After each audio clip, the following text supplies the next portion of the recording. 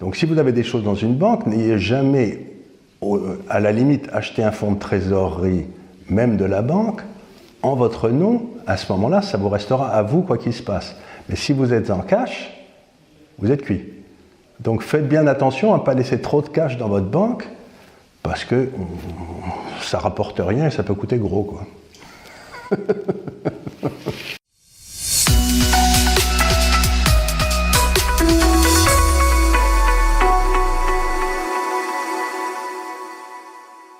C'est une question de nos partenaires. Lors de votre intervention sur BFM Business en octobre 2014, vous avez déclaré que 70% des banques européennes sont en état de quasi-faillite. Quel est votre avis sur l'état actuel du système bancaire italien et sur celui des banques allemandes, avec en particulier la Deutsche Bank et la Commerzbank? Alors, les banques, il faut que vos auditeurs se rendent compte d'une chose, c'est que dans le fond, les banques, ce sont des espèces d'énormes hedge funds extraordinairement mal gérés. Je veux dire par là qu'elles empruntent de l'argent à leurs dépositaires, parce que la plupart des gens ne savent pas, mais quand vous laissez un dépôt dans une banque, vous lui prêtez de l'argent. C'est un dépôt. Donc les banques vous empruntent de l'argent, et ensuite, la plupart du temps, elles vont le gaspiller en le prêtant à des gens qui ne les rembourseront jamais, ou en faisant des opérations financières tordues, ou n'importe quoi. Donc la réalité, c'est que personne ne sait vraiment ce qu'il y a dans le bilan des banques. Par exemple, il y a des banques qui ont quelque chose, on va en reparler, la Deutsche Bank aurait 7 000 milliards de dollars d'opérations sur des produits dérivés dans son bilan. Maintenant, je persiste à penser que personne n'a la moindre idée de ce qu'il y a dans le bilan de la Deutsche Bank, et surtout pas ceux qui la dirigent. Et ce que je veux dire, c'est que... Parce que personne ne peut savoir ce que 7 000 milliards de dollars de produits dérivés font. Alors les produits dérivés, c'est des produits d'assurance. C'est pas très grave. Si vous voulez, moi, je vous vends une assurance, vous m'achetez une assurance, ça fait 2 produits dérivés, c'est très bien. Mais s'il y en a un de nous deux qui saute, celui qui croyait qu'il était assuré ne l'est plus.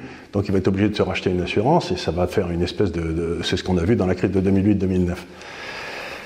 Donc vous avez un vrai problème. Alors maintenant, les banques italiennes, c'est pas difficile. Les banques italiennes ont à peu près en dette non recouvrable dans leur bilan des pertes qui sont à peu près équivalentes à 16% du PIB italien. Je ne dis pas de leurs fonds propres, ce qui serait déjà monstrueux, du PIB italien. C'est-à-dire que, oui, si vous voulez, les banques italiennes sont en faillite et ne sont tenues que par les ajouts de liquidités que fait M. Draghi, en bon banquier central italien qu'il est, pour cacher les trous qu'il y a dans les banques. Mais ce n'est pas ça le plus dangereux. Le plus dangereux, c'est sans doute les banques allemandes. Parce que les banques allemandes ont fait, la Commerz et la Deutsche, ont fait des opérations qui, à l'évidence, ne sont pas de bonne qualité, puisque leur cours de bourse s'écroule. Moi, je suis d'un naturel très pragmatique. Les gens me disent « les banques vont très bien », et je leur dis « ça me paraît tout à fait évident, d'ailleurs, puisque leur cours de bourse a baissé de 80% depuis 10 ans ». Donc, quelque chose qui a baissé de 80% pour 10 ans, vous vous dites qu'il doit y avoir des cadavres dans tous les placards, quoi. Et qu'en 10 ans, on n'a pas réussi à les nettoyer. Si vous mettez les banques américaines et les banques européennes base 100 au plus fort de la crise en 2008-2009, je ne sais pas si vous vous souvenez quand tout s'écroulait.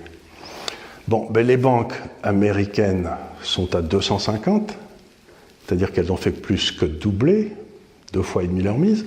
Les banques européennes sont à 60, elles ont perdu 40%. Donc depuis le plus bas de 2009, les banques européennes ont encore perdu 40%.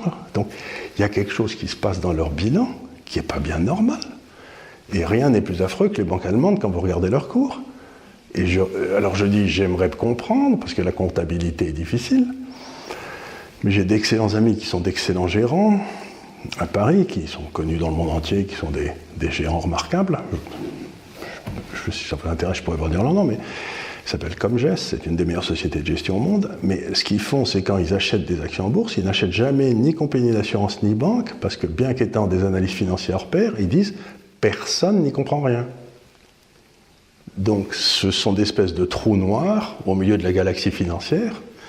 Et comme les seuls actifs qu'elles ont, ce sont les obligations des États souverains qu'on les a forcés à acheter, si ces obligations prennent un coup, comme ça a été le cas pour la Grèce, elles sautent.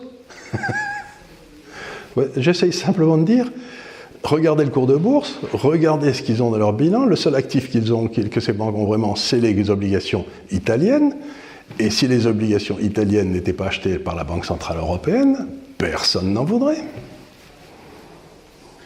Donc ça vaut rien.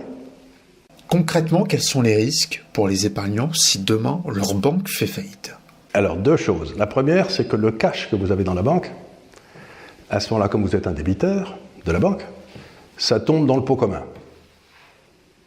C'est-à-dire que vous êtes comme n'importe quelle autre personne qui aurait prêté de l'argent à la banque, le marché obligataire, etc. Donc si vous avez, je ne sais pas, 10, 20 000, 30 000, 5 000 euros à la banque, hop, ça ne vous appartient plus, ça appartient à la faillite. Et puis on repartira ça en fonction des actifs qu'on pourra vendre. Donc là, vous êtes mal barré. Si vous avez acheté une action Air Liquide qui est dans votre compte titre à votre nom, à ce moment-là, c'est à vous. Donc la faillite de la banque ne peut pas avoir accès à vos titres. Donc si vous avez des choses dans une banque, n'ayez jamais, à la limite, acheté un fonds de trésorerie, même de la banque, en votre nom. À ce moment-là, ça vous restera à vous quoi qu'il se passe. Mais si vous êtes en cash, vous êtes cuit.